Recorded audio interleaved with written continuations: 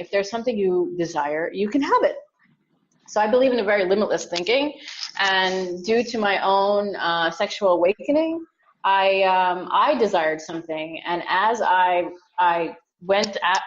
received each thing that I desired, I wanted more, and I kept getting it. And I was wondering, what am I doing that's right, or what is that? What's happening here? So what I realized was, as I tapped into my feelings, and I tapped into my intuition, a lot of the pain that I had experienced in previous relationships and previous ways of thinking limited me from really feeling good, from really achieving what I felt was what I wanted to achieve, which essentially is just really being happy. It's very simple in some ways, just giving love to my children, just living in the moment with somebody who you care for, regardless of what society thinks about it. And once I just started getting into that feeling and just living for the experience, living in the now, my life just changed. Everything changed. So I'm inviting people who are listening today to just take a moment and think about, if you desire your life to be different, you can make that happen. It is a possibility. Was there a process that you followed, Gila, in order to create that happiness and fulfill that emptiness and those challenges that you were talking about from an erotic or sexual standpoint? Was there a specific process that you went through, or how did you transform yourself that way, I guess is what I'm asking. Well, that's really a great question, because I was thinking about this weekend, and it wasn't really a conscious process, to be honest with you. And I really think that's key to everything I'm talking about, because I did have some unsuccessful relationships after my previous husband passed away. And I kept asking myself, well, why is it that I keep attracting the same type of person, just in a different body? I'm sure other people who are listening to me know what I'm talking about. And it can be a pattern, sometimes you're still in the same job that you hate, and you move jobs, but you still feel like you're stuck, And I invite you to think that there may be I believe in the law of attraction. So basically what that means is, if you are feeling a certain way, then you're attracting a person that feels similarly to you. As soon as you shift your feeling and you shift the way you think about something, then that shifts. So for example, I had left a toxic relationship, and then I said to myself, okay, I cannot do this anymore. This is not healthy for me. This is not healthy for my children. I was drinking, I was smoking, I was just not being healthy, and I didn't want to die. So it really was, I really did feel like it was a matter of life and death to change my life. So I decided to take a course, and really what that course did for me was it changed the way I thought about things. I started to do affirmations. I started to focus on what is it I really desired. What was really something that made what I think would make me happy. But it all starts with yourself. It all starts with really loving and accepting yourself. Not only loving the wonderful things about yourself, because we all could write a list of everything that we're so wonderful about. What about the deep, dark stuff that we're not so crazy about? Can you really love yourself for those things? And if you can, then once you completely love and accept yourself, then other people are going to automatically see you in a completely different light, and you're going to become a magnet, and your light is going to shine. So the way to answer your question in as well, or in addition, I should say, is that I started to go after my erotic desires. So instead of saying no to something I normally would say no to because of, somebody's age or somebody's stature in society or whatever it is, I decided to say yes. And I decided to, if I felt good about it, just because I had a good conversation or something about this person piqued my interest, I just decided to say yes. And when I decided to say yes, everything changed, because I wasn't judging the person. I was just going in for the experience. And when I felt good with the experience, then the experience continued because of my feeling. didn't continue because of my logical mind. And that's the difference. Okay.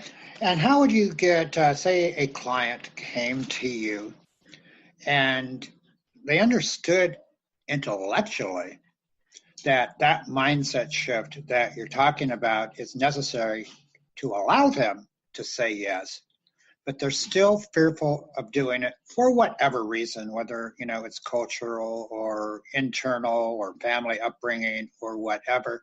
How would you get them through that fear of saying yes? Well, I would take them step by step, and really my methodology of getting to the strengthening of trusting yourself and your intuition is through writing. So a form of healing for me is writing. I'm a poet, and I've written actually all my life. I journaled all the time, and really what's going on inside of us, or I could say just for myself at this point, because I don't want to speak for anybody else or any of my clients. What went on inside of me is, one, my fear of being judged, my fear of being wrong. And I have to say to anyone who's thinking about what I'm saying and really saying to themselves, you know, they're not sure about what if they believe what I'm saying is, if for me, when I thought back on my life and all the things I did, because logically it seemed correct, in the end, I was unhappy. I was unhappy with almost every single choice I made, except for maybe the few where I went with my heart. And so I really had to think about it and say to myself, I really had to feel into it. No, I didn't have to think. I need to feel into it. I had to let my mind go, because if I followed my mind, I felt like I would just live, I would work until I was dead and I'd be buried and my life wouldn't mean anything. But the only thing at that point, when I left that toxic relationship, the only thing that meant something to me were my children. And I vowed to myself that I have to give my children a beautiful life because they deserved one. Because I wanted them to go after their passion, and the only way that they can go after their passion is if I can go after my passion. And absolutely. I think if you are a mother or a father, you know what I'm talking about when I say that. And if you are not yet a mother or father, and you are just living for yourself, you have to ask yourself, what would you do to be happy? Would you risk everything that you believed in, you thought about logically to be happy? And if the answer is yes, then I will help you to let go of that fear, because the fear is just limiting you. The logical mind, the social constructs are all that's limiting you. But when you start to look through and see people, I've seen people, I've looked at people who have, everything that they've desired. And I said to myself, how did they do it? And why can't I? And then I just said to myself, well, if they can do it and they're telling me I can't, then I need to believe that. And if I could suspend my disbelief for just a moment, and maybe they could take me through what I could help somebody, if they're really interested in doing this with me, I would help them to just do one thing, help them to trust their intuition and hold them and see if that intuition that told them to do X, let's say, just go to this store because you might just meet, the client that you're looking for. Go do the things that you're supposed to do today, just by whatever your intuition is saying to you. And if they actually do get whatever it is that they want for that day or for that week, then they know that's how they build the trust. It's basically like as if you're riding a bike, and you're not sure, but you still get on because you want to. And, the first time you actually let your legs, your feet, are no longer touching the ground, you're moving, you're like, oh my God, I can do this. It's the same exact thing. Wow, great answer, Gila. And what you mentioned about your children, following their passions as well. If you're not doing it, then what a great lesson for our listening audience here. So thank you. That was absolutely incredible. So we are talking to the absolutely brilliant Gila out of Israel. I'm not even going to pretend to pronounce your last name properly, Gila, so I'll let you do that. But you are a brand new radio host on the Coach on Fire Radio Network with a incredible show called Sacred Erotic.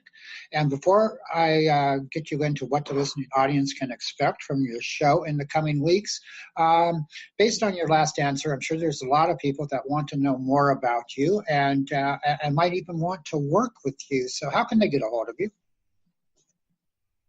Great question. So they can go to my website. It's www.wildwritersheal.com. That's wildwritersheal.com. And there you'll find a contact form, and you'll see what my services are. And I'd be happy to set up a call or just, talk to you. So, I believe my phone number is there as well. So you can get a hold of me that way. Perfect. And Gila, how, for the listening audience, I know I struggle with it, how can people pronounce your last name properly? So there's in Hebrew, there's a chet sound. It's like almost like saying C-H-E-T, writing it C-H-E-T, but it's like goes from the back of your throat. It's a cha. I don't know if you can say that, but if you could say chutzpah, like, a lot of Jewish people in the United States or New York, so you have a lot of chutzpah, so most people know what that means. So that comes from this sound. So it's from the back of the mouth. Anyway, it's the way it's pronounced is Nehemia. Okay, not going to try it. Okay, fine. Fair. We are talking to the brilliant Gila, and you just heard the way to pronounce her last name. I'm not going to attempt it. I'm not good at that stuff, so I don't want to butcher it, Gila, so I apologize for that. You can find out more about Sacred Erotic and Gila's show and all of our 20-plus hosts on the Coach on Fire Radio Network at facebook.com/Coach on Fire Radio.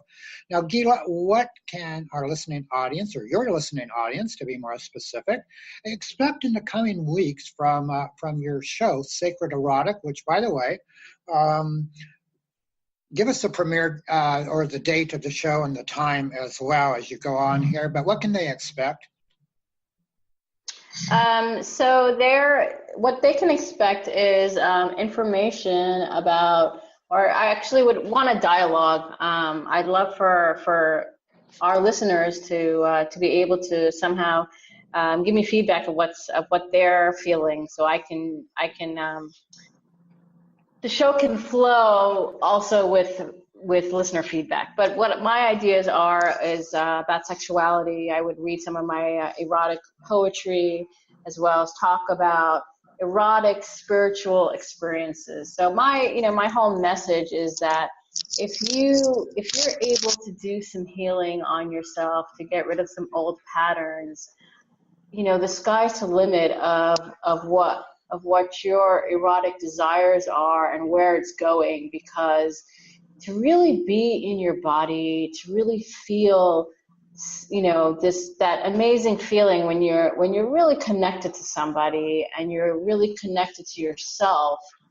As many of you who are listening on the show have felt, maybe at least once or maybe several times, that blissful state when you're so connected, you just feel so much love, and I'm not kidding. I'm not like just saying that for fun. I'm saying that it becomes a spiritual experience. And if anyone's ever done Tantra, I have to say I've been listening in on some Tantra information, and I've experienced Tantra without actually learning about it.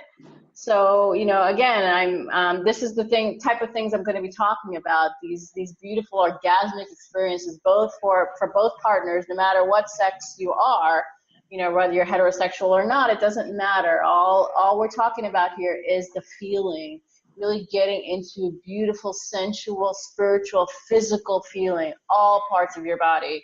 So we're going to be talking about that. I'll bring in some hosts to discuss, pleasure, sensuality, sacred sexuality, healing, energy healing, lots of different types of healing as well. So I really feel like this is going to be a super, super fun, juicy, pleasurable experience for all of our listeners. It's going to be amazing. Will likely go viral for sure. It's Can't Miss Radio. And Gila, the time and the day of the show. So yeah, it's going to be on Wednesdays. So the next show is going to be on the 16th. It'll be, I believe, 11 a.m. Eastern. It'll be 6 p.m. Israeli time, and 8 a.m. Pacific time. So it'll be every other Wednesday. Awesome. Awesome. Every other Wednesday at 8 a.m. Pacific and 6 p.m. in Israel. If